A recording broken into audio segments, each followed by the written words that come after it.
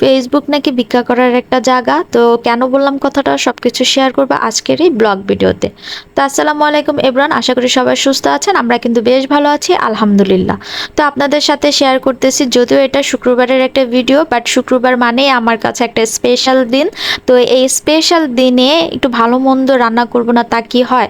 তো এই তো আমি তেহারি রান্না করার জন্য মাংসগুলোকে ফার্স্টে মেখে রেখেছিলাম 5-10 মিনিট।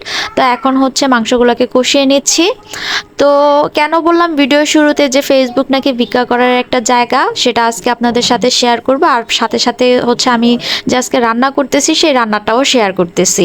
তো যদিও আমি মাংসের মধ্যে তেহারির মশলা আর আদার্স যে মশলাগুলো দিতে হয় সবই দিয়ে নিয়েছি। এখন চালটা দিয়ে আর কি সামান্য একটু চালটাকে ভেজে দেন হচ্ছে পানি দিয়ে দিব। তো আমি কিন্তু তেহারির মধ্যে বরাবরই টমেটো সস দিয়ে থাকি, তো সেটাও আর কি দিয়ে নিলাম। তো আমার হচ্ছে যেটা বলতেছিলাম যে ফেসবুক নাকি ভিক্ষা করার একটা জায়গা, কেউ একজন কমেন্টসে আর কি এটা লিখেছিল আমাকে যে ফেসবুক থেকে নাকি আমি ভিক্ষা করি। তা আসলে কি ফেসবুক থেকে ভিক্ষা করা হয়? যে সকল আপুরা আমার ভিডিও দেখেন তারা অবশ্যই কমেন্টস করে জানাবেন ফেসবুক কি আসলে কি ভিক্ষা করার একটা জায়গা নাকি। তো এইদিকে আপনাদের সাথে কথা বলতে বলতে কিন্তু আমার তেহারি অলমোস্ট হয়ে যাচ্ছে। এই তো আমি পানি দিয়েছি দেন হচ্ছে পানিটা একটু শুকিয়ে যখন আসবে তখন আমি ভাপে মানে দমে দিয়ে দিব। আর পাশে হচ্ছে আনসার আরসের জন্য আমি তেহারি রান্না করতেছি আলাদা করে, কারণ যেহেতু আমাদের তেহারিটা খুব ঝাল হবে। তো ওরা তো আর ঝাল খেতে পারবে না, তো ওদের জন্য আমি সবসময় আলাদাভাবে আর কি রান্না করার চেষ্টা করি। এখন হচ্ছে আমাদের তেহারিটাও রান্না হয়ে গেছে, সেটাও আর কি একটু শেয়ার করতেছি আপনাদের সাথে। দেখেন না তেহারির কালারটা কিন্তু সেই এসেছে, মানে একদম জোস। আর আমি যেই রকম পারফেক্টভাবে রান্না করতে চেয়েছিলাম একদম সেম টু সেম সেভাবেই হয়েছে, খুব ঝরঝরা হয়েছে।